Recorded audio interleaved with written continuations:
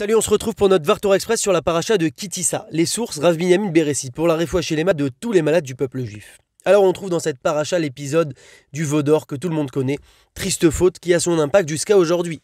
Mais comment comprendre que les Bnei Israël qui avaient accédé à un niveau si élevé au moment du don de la Torah ont pu en si peu de temps tomber aussi bas? Que s'est-il passé? Retour sur les faits. Il est écrit, le peuple vit que Moshe tardait à descendre de la montagne.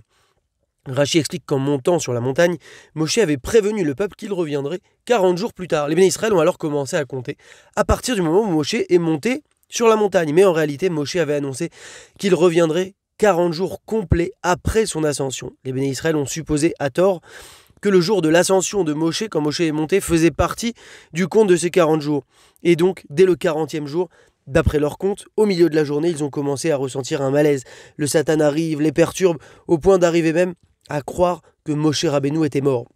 Ils n'ont alors pas eu la patience d'attendre ou de réfléchir ou de refaire leurs calculs. Non, ils se sont simplement précipités. Et oui, la précipitation, voilà l'erreur à l'origine de la faute du veau d'or.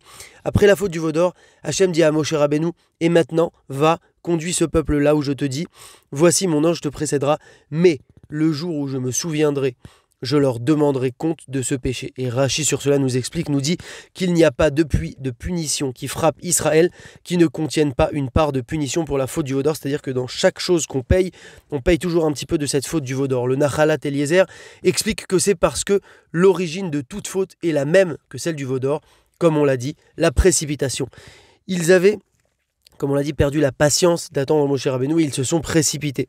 On a d'ailleurs dans notre histoire de nombreux exemples de précipitation qui a causé les pires fautes, les pires dégâts. Avec par exemple l'épisode des explorateurs où ils se sont présentés devant Moshe Rabbeinu, Béharbouvia, c'est-à-dire dans le désordre, sous-entendu avec précipitation, et on a encore beaucoup d'autres exemples. Le Messilat Yesharim écrit que le but du Yetzer Hara est d'occuper l'homme sans cesse et de ne pas le laisser réfléchir afin qu'il agisse dans la précipitation, parce qu'autrement, l'homme prendrait le temps de réfléchir, d'analyser la situation et ne serait pas porté à la faute. Et oui, en effet, et voici la grande leçon, on se doit toujours de réfléchir avant d'agir et de ne prendre aucune décision dans la précipitation. Et une fois la décision prise, le passage à l'acte pourra se faire dans l'empressement. C'est d'ailleurs ça qu'il convient d'accomplir, comme ça qu'il convient d'accomplir les mitzvot, avec zrizout, avec zèle, avec empressement, de manière vive et active. Mais avant cela, pour la décision, pour prendre la décision, toujours réfléchir avant chaque décision, jamais de précipitation. Et si on réfléchit bien, cela s'applique à de très nombreux domaines de notre vie. Avant une faute, souvent, si je me laisse la chance, la possibilité de réfléchir quelques secondes, il y a de grandes chances que finalement je ne fasse pas cette faute. Pareil dans la colère, pareil dans le langage. D'où l'expression « tourner cette fois sa langue dans sa bouche ». Et oui, avant de sortir une parole de ma bouche, j'ai encore le choix de la sortir ou de ne pas la sortir. Une fois qu'elle est sortie, personne ne pourra rattraper cette parole. Dans le travail également, par exemple, je me précipite de répondre à un mail à un client important. Une fois cliqué, je ne pourrai plus rattraper le mail. Même sur WhatsApp, passé un certain temps, je ne peux plus effacer le message.